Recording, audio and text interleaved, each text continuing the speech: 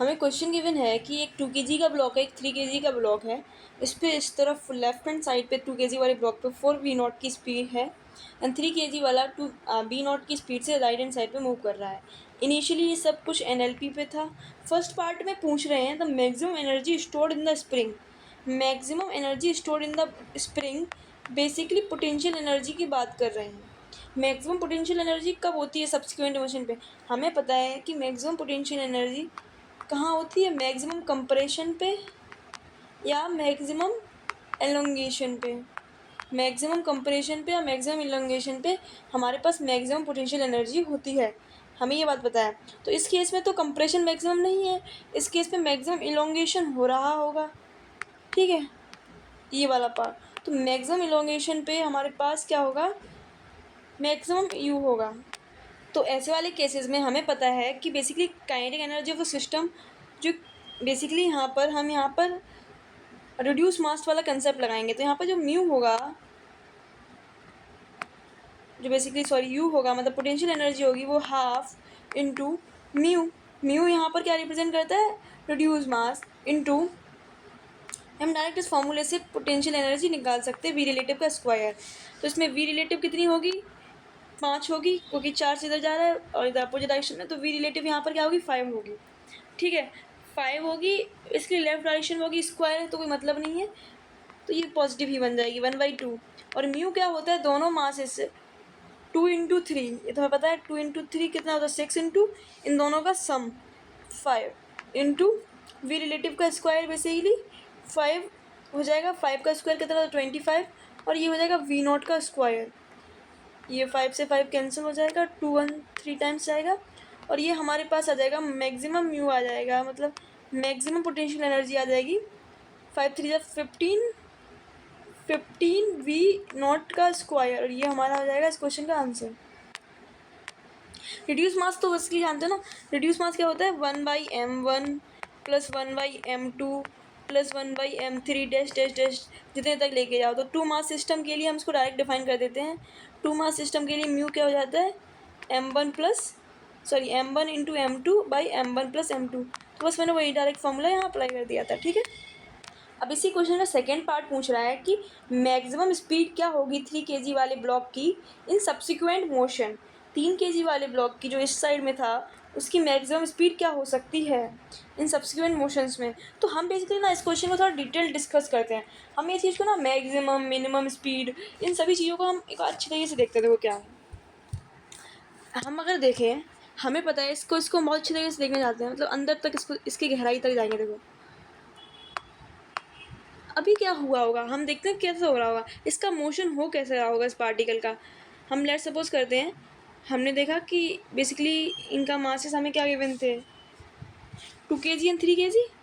हम क्या करते हैं, एक 2 kg वाली है ना, और इधर एक 3 kg वाले था।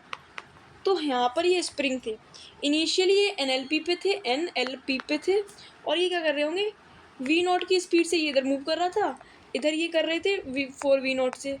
अब क्या हुआ, मैक्सिमम एलोंगेशन के टाइम पर ये बेसिकली मैक्सिमम एलोंगेशन हो गई होगी इस पार्टिकल की। अब ये बेसिकली यहाँ पर मैक्सिमम एलोंगेशन के टाइम पे ये वाला पार्टिकल कहीं मूव कर रहा होगा, हमें नहीं पता। तो ये मैक्सिमम एलोंगेशन के टाइम पे इसकी एक स्पीड हुई होगी, ठीक है, इन दोनों की। फिर क्या होगा, फिर ये पार्टिकल जब मैक्सिमम एलोंगेशन पे जाएंगे उसके बाद फिर से ये NLP पे आएंगे एक बार, है ना। तो इसका पार्टिकल कैसे जा रहा होगा, NLP से, मतलब पहले अंदर की तरफ, बाहर की तरफ, अंदर की तरफ, साथ में मूव करते जा रहे होंगे। इसका बहुत कॉम्प्लिकेटेड एक ग्राउंड स्टेट से आ रहा होगा एक मोशन, ठीक है। अब नेक्स्ट क्या होगा, ये मैक्सिमम स्पीड पे या NLP पे फिर से आएगा। फिर ये NLP के बाद ये मैक्सिमम कंप्रेशन पे जाएगा, कहाँ जाएगा, ये इसी के बाद इनके पास क्या हो रहा है, इसमें एक मैक्सिमम कंप्रेशन पे पार्टिकल्स जा रहे होंगे। अब यहाँ पर एक बार मैक्सिमम कंप्रेशन आया होगा, दोनों पार्टिकल का मैक्सिमम कंप्रेशन आया होगा। फिर मैक्सिमम कंप्रेशन के बाद फिर से ये NLP पे जा रहे होंगे। ये हमने पूरी एक साइकिल लिख दी, और ये साइकिल हर बार रिपीट हो रही होगी, यही साइकिल रिपीट होती जा रही होगी। क्या हो रहा होगा, पहले ये NLP पे थी, NLP पे से ही मैक्सिमम एलोंगेशन पे गई होगी, मैक्सिमम एलोंगेशन से ही फिर से NLP पे आई होगी, और NLP पे आने के बाद फिर ये मैक्सिमम कंप्रेशन पे गई होगी, फिर ये एनएलपी पे गई होगी, ये इसका पूरा मोशन होगा।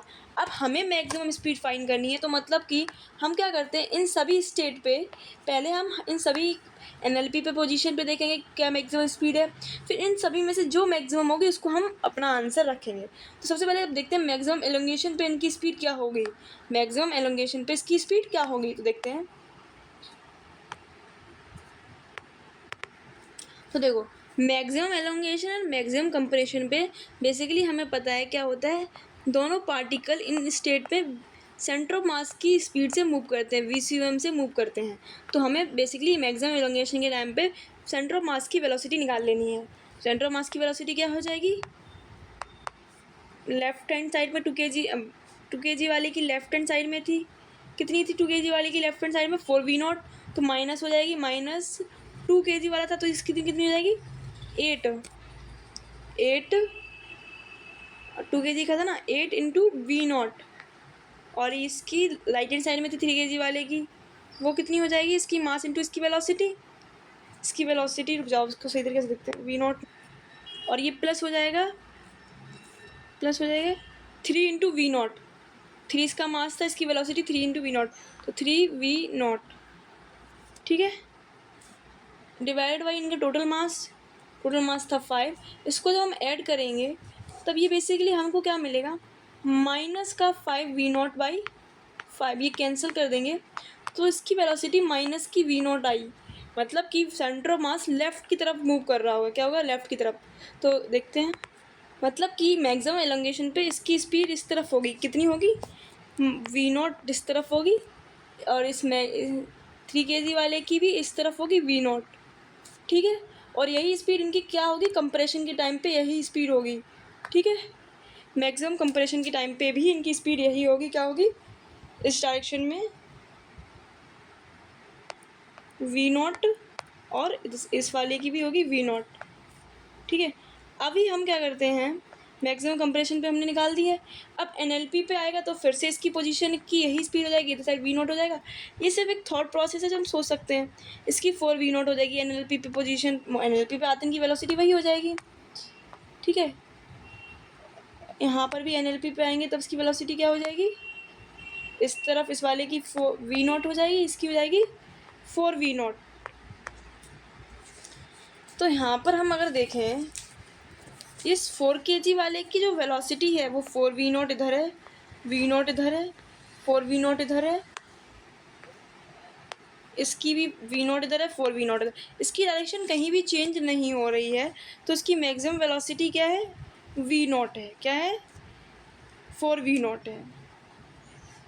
2 kg वाले की मैक्सिमम वेलोसिटी क्या हो जाएगी, 4V0 हो जाएगी, और 3 kg वाले की मैक्सिमम वेलोसिटी देखते हैं, इस क्वेश्चन में यही पूछा गया है कि मैक्सिमम वेलोसिटी ऑफ 3 kg वाली ब्लॉक और maximum velocity speed, maximum speed velocity नहीं, मैक्सिमम स्पीड ऑफ 2 kg वाली ब्लॉक की। तो देखो इस 4 kg वाले 2 kg वाले की हमारे पास क्या आ गई, 2 kg वाले की हमारे पास सब्सिक्वेंट मिशन में क्या आ गई है, 4V0। अब हम देखते हैं 3 kg वाले ब्लॉक की, 3 kg वाला ब्लॉक V0 से इधर मूव कर रहा था, फिर उसकी डायरेक्शन चेंज हो गई, यहाँ पर थोड़ी मिस्टेक हो गई है। मिस्टेक क्या हुई है, इस वाले एनएलपी में पोजीशन, ई वाले एनएलपी में जो है ना, इसकी वेलोसिटी इन बेसिकली यहाँ पर हमने गलती कर दी, हमने क्या कर दी कि यहाँ पर तो जब एलोंगेशन के बाद जब वो अंदर आ रहा होगा ना, तो इनकी वेलोसिटी क्या होगी, इनवर्ड डायरेक्शन में होगी, इनवर्ड डायरेक्शन में हो रही होगी इनकी वेलोसिटी, इधर अंदर एलोंगेशन से वापस आ रहे हैं ना, तो इनकी वेलोसिटी ये वाली नहीं होगी, ये आउटवर्ड में होते, तो जैसे कि इस वाले में थे तो ये बाहर की तरफ थी तो इसकी वेलोसिटी V0 हो जाती, इसकी भी 4V0 है, लेकिन यहाँ पर अंदर की तरफ है तो इसकी वेलोसिटी हमें निकालनी पड़ेगी। मतलब ये क्या हुआ होगा, मैक्सिमम एलोंगेशन पर पहुँचने के बाद वापस अंदर की तरफ आए होंगे, तब वेलोसिटी क्या होगी वो देखते हैं। देखो, सेंटर ऑफ मास की वेलोसिटी हमने निकाल दी है, माइनस इतनी आई है, -V0, तो यहीं से हम क्या करेंगे, यहाँ से हमें पता चलेगा। देखो अब हम करते हैं पर 2 kg वाली ब्लॉक की एनएलपी पे जब वो एलोंगेशन की बात आएगा तो वो वेलोसिटी क्या हो जाएगी, देखो v, उसको हम v डैश मान लेते हैं या V1 मान लेते हैं, तो V1 क्या हो जाएगी, 2 × और बेसिकली एक इलास्टिक, इस देखो इन क्वेश्चंस को, ये जो स्प्रिंग वाली प्रॉब्लम्स हैं, इन्हें हम एज ए इलास्टिक कोलिजन की तरह बेसिकली ट्रीट कर सकते हैं, कोलिजन की प्रॉब्लम्स को ट्रीट कर सकते हैं। उसमें भी सेम यही होता है कि मैक्सिमम डिफॉर्मेशन पे जाती हैं, तो बस वहीं से हम फाइनल वेलोसिटी निकालने की कोशिश कर रहे हैं। देखो तो वी फाइनल आ जाएगी, वो क्या आ जाएगी 2 × 2 V0। हम उस फॉर्मूले में वैल्यू पुट कर रहे हैं बस, और आंसर्स ये कितना बेसिकली 2V0 नहीं थी हमारे पास, यहाँ पर क्या वेलोसिटी आई इसकी 2 के सेंटर ऑफ मास की वेलोसिटी क्या थी, सेंटर ऑफ मास की वेलोसिटी थी V0 माइनस में, ठीक है, माइनस का V0 इंटू माइनस का 4V0, ठीक है, क्योंकि वो लेफ्ट साइड में थी। यहाँ से हम करेंगे तो ये कितना हो जाएगा, देखो माइनस का 2, ये माइनस इसलिए ये प्लस हो जाएगा। तो यहाँ से हमारे पास कितनी आ जाएगी 2V0, क्या आ जाएगी माइनस के मतलब लेफ्ट हैंड साइड में नहीं, लेफ्ट हैंड साइड में, हाँ यार लेफ्ट हैंड साइड में देखो, नहीं प्लस का आया ना, तो ये प्लस की V0 आ जाएगी कितनी 4 में से 2 है, प्लस की 2V0 आ जाएगी पहले वाले की, और V2 की कितनी आ जाएगी, ये माइनस का V0 2V0, और ये जाएगा माइनस का V0 plus minus into minus का V0, ये कितनी आ जाएगी माइनस की 3V0 आ जाएगी, ठीक है। तो हमारे पास एक की आगे 2V0, एक के आगे 3V0, कहाँ पर, जब कंप्रेशन के बाद मैक्सिमम एलोंगेशन हुआ होगा, कहाँ पर, यहाँ पर। तो इसकी कितनी थी, अंदर की तरफ थी कितनी, अंदर की तरफ कितनी थी 2V0 थी ना, इसकी 2V0 थी, इसकी नेगेटिव थी, मतलब इसकी लेफ्ट हैंड साइड में कितनी थी 3V0। अब इसकी मैक्सिमम वेलोसिटी देखो 3 kg वाले की, इसकी V0 है, इसकी V0 है, यहाँ पर 3V0 है, ठीक है, आगे V0 ही है, यहाँ पर भी V0 है। तो इसका मतलब इस 3 kg वाले की जो मैक्सिमम वेलोसिटी होगी, अगर हम देखें 2 kg वाले की मैक्सिमम वेलोसिटी 4V0 आई, और 3 kg वाले की मैक्सिमम वेलोसिटी कितनी थी 3V0। तो ये हमारे पास दोनों मैक्सिमम वेलोसिटी आ गई। अगर हम मिनिमम वेलोसिटी की बात करते हैं, मिनिमम वेलोसिटी क्या होगी, इसे पूछा नहीं गया लेकिन फिर भी देख लेते हैं। मिनिमम वेलोसिटी देखते हैं दोनों पार्टिकल्स की। यहाँ पर ये 4V0 से जा रहा है, इसकी डायरेक्शन 4V0 से जा रहा है, इसकी डायरेक्शन यहाँ पर चेंज हुई है, ध्यान से देखना। अभी चलो तुम लोग एक कन्फ्यूजन होगी, मिनिमम एक बहुत अच्छी चीज़ है, देखो यहाँ पर ये V0 से आ रही है, तो देखने से तो ऐसा लगता है कि इसकी मिनिमम स्पीड क्या हुई होगी, यहाँ पर इसकी मिनिमम स्पीड क्या है कि V0 हुई होगी। देखो भैया यहाँ पर 2V0 है, ये तो V0 से ज़्यादा है, लेकिन ध्यान से देखो इसकी सब्सिक्वेंट मोशन में क्या हो रहा है, डायरेक्शन चेंज हो रही है। देखो ये V0 से इधर मूव कर रहा था, ये इधर मूव कर, 4V0 से यहाँ मूव कर रहा था, V0 से यहाँ मूव कर रहा है, यहाँ पर इसकी डायरेक्शन चेंज हुई है। डायरेक्शन चेंज होने का मतलब क्या है कि इसकी कहीं ना कहीं स्पीड इसकी V हुई होगी पहले 0, कहीं इसकी स्पीड 0 हुई होगी, फिर उसके बाद इसकी डायरेक्शन चेंज हुई होगी। सिमिलरली तो इसकी मिनिमम स्पीड अगर हम यहाँ निकालें, अगर यहाँ पर इसकी ये तो मैक्सिमम थी, अब यहाँ पर मिनिमम स्पीड निकालें, क्या मिनिमम स्पीड्स निकालें, तो 2 kg वाले ब्लॉक की मिनिमम स्पीड है 0। अब हम 3 kg वाले की भी देख लेते हैं। देखो यहाँ पर आते हैं, थोड़ा पीछे देखो 3 kg वाले की, देखो पहले V0 यहाँ थी, तो यहाँ पर तो इसकी यहीं पर डायरेक्शन चेंज हो गई, इसका मतलब इसकी मिनिमम वेलोसिटी यहाँ पर इसकी डायरेक्शन चेंज हुई है, इसका मतलब इसकी वेलोसिटी कहीं बीच में, इसकी स्पीड कहीं बीच में 0 हुई होगी, तो इसकी भी मिनिमम क्या हो जाएगी 0। अगर डायरेक्शन चेंज नहीं होती तो V0 लिख सकते थे, डायरेक्शन चेंज हुई है, इसका मतलब कहीं ना कहीं स्पीड इसकी 0 हुई होगी, इसलिए इसकी मिनिमम स्पीड 0 होगी, मैक्सिमम इसकी 4V0, इसकी 3V0। ये हमारे दोनों के आंसर्स आ गए।